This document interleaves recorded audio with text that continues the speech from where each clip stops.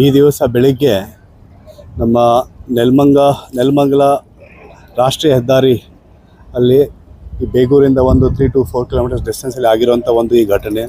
ಈ ಭೀಕರ ಅಪಘಾತದಲ್ಲಿ ಬೆಂಗಳೂರಿಂದ HSR ಲೇಔಟ್ ಅಲ್ಲಿ ವಾಸವಾಗಿರುವಂಥ ಒಂದು ಫ್ಯಾಮಿಲಿ, ಆ ಫ್ಯಾಮಿಲಿಯವರವರು ಈ ಟೆಕ್ ಕಂಪ್ನಿಯಲ್ಲಿ ಕೆಲಸ ಮಾಡ್ತಾಯಿದ್ರು.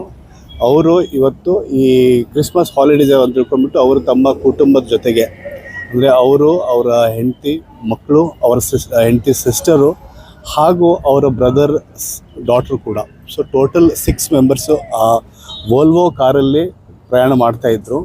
ಈ ಕಡೆಯಿಂದ ಬೆಂಗಳೂರು ಕಡೆಯಿಂದ ಟುವರ್ಡ್ಸ್ ತುಮಕೂರು ಈ ರಸ್ತೆಯಲ್ಲಿದ್ದಾಗ ಆಪೋಸಿಟ್ ಡೈರೆಕ್ಷನ್ನಲ್ಲಿರುವಂಥ ಒಂದು ಕಂಟೈನರ್ ವಾಹನ ಕಂಟಿನ್ಯೂಸ್ ಆಗಿ ಅದು ಸ್ಪೀಡಾಗಿ ಬಿಟ್ಟು ಅದು ಇನ್ನೊಂದು ವೆಹಿಕಲ್ ತಪ್ಪಿಸ್ಲಿಕ್ಕೆ ಅದು ಆಕ್ಸಿಡೆಂಟ್ ಆಗುವಂಥ ಒಂದು ಪ್ರಮೇಯ ಇತ್ತು. ಅದಕ್ಕೆ ಅವ್ರಿಗೆ ಇದು ಕಂಟ್ರೋಲ್ ಮಾಡೋಕ್ಕೆ ಆ ಕಡೆ ಸೈಡು